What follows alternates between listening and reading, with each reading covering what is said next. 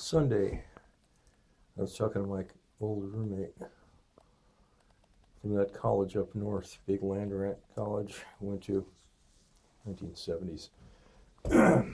He's like a lot of people. He's a good friend of mine. Talk to him all the time. And conversation turned to the girlfriends that you have or didn't have. He had a girlfriend from high school who basically dumped him. He was in the process of that freshman year. And he's one of these guys who just never managed to put that behind him, even though he got married and has lived a productive life, but a life of quiet desperation. I'm sure he'd agree. And he's a bosom buddy of mine, one of the people that keeps me sane on the planet. But I had my first serious girlfriend. Was this girl named Maureen. She was from northwest corner of Iowa. We called her corn-fed, or at least the other people did, because she grew up on a section and a half that her grandfather had broken the sod on. And she dumped me too eventually. It takes a few years before you realize what kind of bullet you dodged. It took me quite a while to recover from that. But Marilyn had a roommate. There were 3 girls down there in that. They lived on a triple on the 4th floor. Bob and I lived in a double on the top floor. And for whatever reason, I'm not a particularly sharp-looking guy. And so for that reason, all through high school, well, not just that reason, but didn't have too much luck with ladies. In fact, that would be exaggerating my score, which would have been 0. But for whatever reason, Marilyn decided that she saw something in me. And anyway, she wanted to get it on, and I was more than happy to comply, much to my amazement. And it turns out she had this roommate. His name was Maureen. And Maureen and Bob also hit it off just one night. And so I was talking to him about this. The next night, she came up to our room. I was downstairs with Marilyn. Maureen came up, and she sort of was lying on the bed, and Bob didn't quite know what to do. Bob, that's my roommate, because he also was pretty inexperienced. I guess she was a little bit more experienced than he was, but something about, there's some kind of magic calculus, and, even when you're 18, if somebody's for you or if they're not for you. And something told him that she wasn't for him. And so he, she was lying on the bed, kind of making, come hither noises, like, not that you have to do a lot of that if you're in a room in a dorm and there's only the 2 of you. But so he was doing his homework and didn't look up and didn't look up. And finally she got up and left. And apparently they never spoke again. So we were talking about missed opportunities in life and stuff. And I said, I'll bet I can find her right now. The internet. So I looked her up, Maureen Kelly. Go on Google, Maureen Kelly engineer, Maureen Kelly University of Michigan engineer.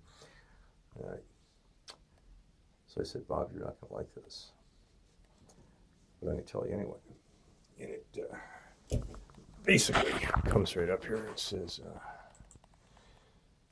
Maureen Kelly, April 16, 1952, July 19th, 2012. So that suddenly gets very real. And here she is right there. That's her.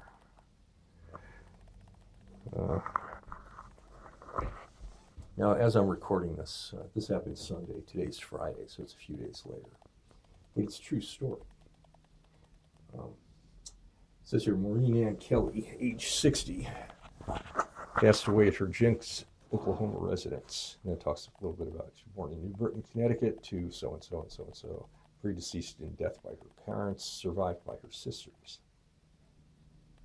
No husband, no kids. A memorial service will be held locally in New Britain, Connecticut, at their family's convenience. That seems kind of cold, actually. Arrangements were entrusted to somebody, Glenpool Funeral Service, Information Care. Friends and family may view the obituary. And there's a guest book here.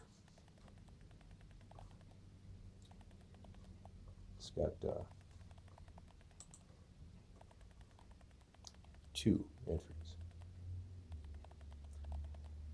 I'll miss your friendship, the hospitality of your home, and mostly our conversations. Rest well, my friend.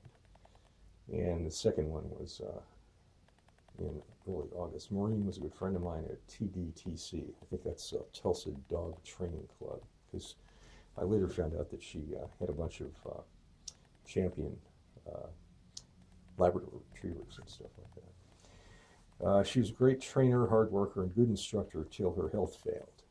So that was good news, you know, because it means it's natural and not by choice. Then I did a little bit more research. I went to this page here, Tulsa World. Deaths, 7/21/2012. I don't know if you notice this, but they all say so-and-so died Thursday, so-and-so died Thursday, so-and-so died Thursday.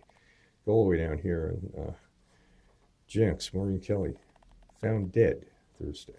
I went through about 70 pages. It's the only one where it said found dead. So I wrote this song, not being a very good guitar player or singer. I'm going to try and sing it, and I'm going to have to do it in a separate take, which I'm going to append to this. But you can sort of imagine that it would be sung in the style of Marie by Townes Van Zandt. It goes like this. New moon flies. I'll just read it as a poem. In the deep blue sky, July Tulsa morning. 90 by noon, none too soon, the hounds they were barking. Wasn't the day she went to die, just the day they found her. She passed alone like she lived alone, no family around her. Wasn't the lyrics of the song or the music that was playing. I was 18, already gone, and she was meant for staying. Who's to say where we'd be today if I took what she had offered? That night she come up to me, but my voices told me never. Earth, our mother, waits for me, the ground where she is laying. Someplace there's a block of stone, and someday I'll be praying.